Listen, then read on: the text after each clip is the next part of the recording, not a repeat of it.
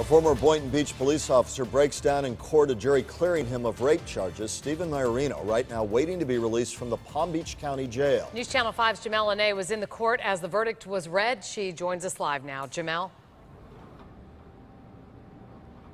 Former Boynton Beach police officer Stephen Maiorino eventually started crying in the courtroom when he heard this verdict read. It took the jury all day yesterday and several hours today to come to this decision. It was very emotional in the courtroom for all parties. Let's take another listen as that verdict was being read just about several hours ago. State of Florida versus Stephen J. Maiorino, defendant. Verdict. We, the jury, find as follows. As to count 1, we find the defendant not guilty. As to count 2, we find the defendant not guilty.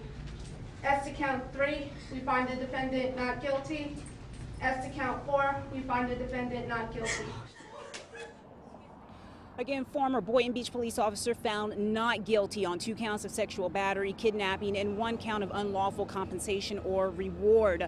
Maiorino eventually drops his head into his hands and starts crying. The defense argued there were too many holes in the victim's story and that the act of sex was consensual. She broke out in tears in the courtroom and eventually had to be carried out. And prosecutors not saying much after the verdict, but glad the victim did come forward. Maiorino's wife spoke briefly, glad the trial was over.